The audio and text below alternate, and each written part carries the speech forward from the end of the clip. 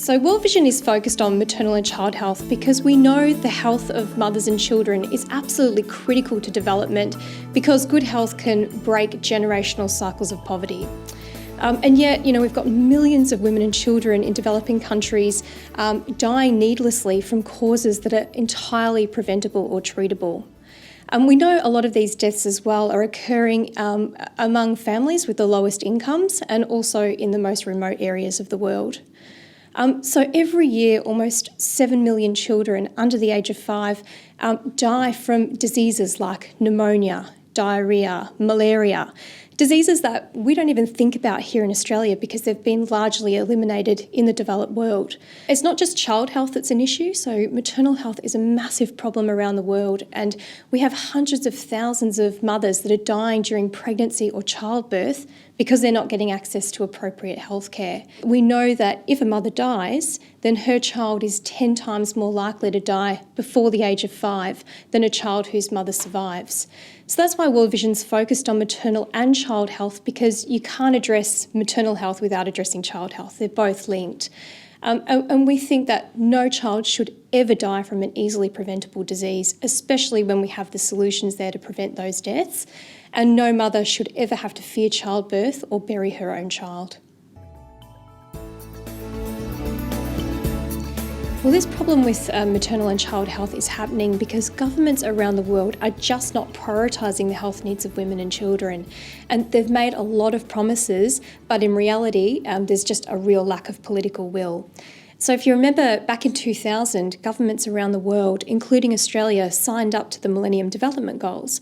And the Millennium Development Goals were a set of 8 targets to reduce extreme poverty by 2015. So MDG 4 promised to reduce child deaths by 2/3, so that's children under 5 by 2/3, and Millennium Development Goal 5 promised to reduce maternal deaths by 3/4 by the deadline. Now, we're not far off 2015, but we are 15 years off achieving MDG 4 alone. So at the current rate of progress, we're not going to achieve that until 2030. And that's just not good enough, because it's women and children who ultimately suffer while governments drag their heels. And it's one of the reasons why World Vision launched a global campaign called Child Health Now, because we want to hold world leaders accountable to those promises. We want to say to governments, you promised this and now it's time to deliver. And so we've been mobilising millions of supporters around the globe to show their support for child health and to get out there and lobby their world leaders so they can see real desire for change. I guess the biggest tragedy here is that the solutions are actually quite simple, and we have the solutions already that could prevent 65% of all child deaths and 80% of all maternal deaths. And what we know is that we need to make a critical investment at the family and community level. So it's the interventions that we know save lives that we should be funding. So really simple things like immunising children against killer childhood diseases like pneumonia and measles. We should be handing out insecticide-treated bed nets to protect against malaria. We're encouraging women to exclusively breastfeed as well. So that means only giving a baby breast milk for the first 6 months of life, because the breast milk actually contains antibodies that will protect the baby against infection and disease. We're talking about oral rehydration as well. So it's a really simple sugar and salt and clean water mix, but it can actually prevent children dying from diarrhoea. We want more skilled birth attendants. So there is a huge lack of health workers around the world. And if we could train up more community health workers and more midwives, we'd be saving a lot of women's lives during childbirth and a lot of babies as well. We need to improve nutrition because if children are well nourished, then they're more likely to be able to fight off infection and disease. And increase access to micronutrients as well, like vitamin A supplements and iron. And also, critically, we need to improve water quality so that children have access to clean drinking water and improved hygiene as well, so that we can stop the spread of disease. And these solutions, we know they work because we've seen massive progress in reducing maternal and child deaths over the last couple of decades. And, just in the last 22 years alone, we've seen child deaths decline from over 12 million to now under 7 million. So that's a 47% reduction, and that's despite population growth. We've also seen a 47% reduction in maternal deaths. So we're talking about really simple, really cost-effective and proven interventions, and they're just not reaching enough women and children. That's the issue. Well, Australian overseas aid can help this cause because overseas aid saves lives, full stop.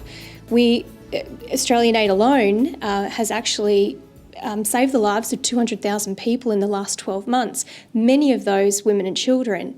Because what aid does is it helps more children survive 5, it helps more mothers survive childbirth because it can fund those critical interventions that we know are vital to mother and child survival.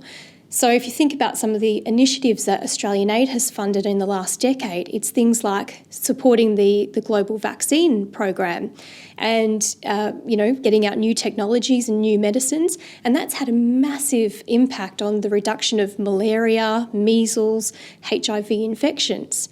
It's funding more skilled health workers. So we're currently training up a lot of midwives in PNG, for example.